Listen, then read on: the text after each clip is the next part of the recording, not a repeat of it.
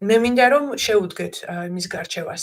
რატომ არის მოდა გონივრული მსჯელობა და გონივრული კითხვები 4 ოქტომბრის მშვიდობიან დამხობასთან დაკავშირებით? რასთან გვაქვს საქმე და როგორ ავიცილოთ იგივე მომავალში?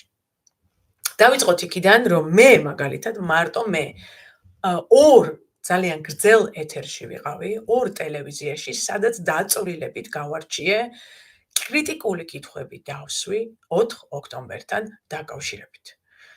მქონდა ძალიან სერიოზული ეჭვები, გარდა ამისა გამოვაქვეყნე წერილობითი დოკუმენტიც კი, მანამდე სადაც ჩავშალე 7 სცენარი, უმეტესობა ძალიან ნეგატიური, როგორ იქნებოდა ეს გამოყენებული ბიძინა ივანიშვილის მიერ.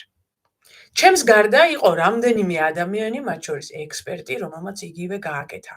საჯაროდ გამოვიდა სერიოზული კითხვები დასვა ამ შვიდობიანი დამხობის სცენარში, ესე იგი გააკეთა გარკვეული ხვრელების შექმნა, თუმცა ეს ხმა არსად არ ისმოდა. გრძელდებოდა მიზანმიმართული პროპაგანდა, ეს პროპაგანდა ორივე მხრიდან.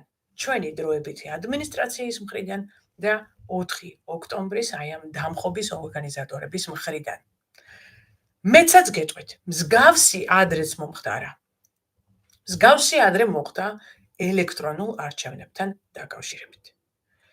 მაშინაც კონკრეტულად მე რამდენჯერმე გამოვედი მედიის საშუალებით. ასევე რამდენჯერმე მივმართე ჩემი სოციალური ქსელის საშუალებით. ვამბობდი, რომ არ მჯეროდა ქართული ოცნების მიერ მოცემული საჩუქრების.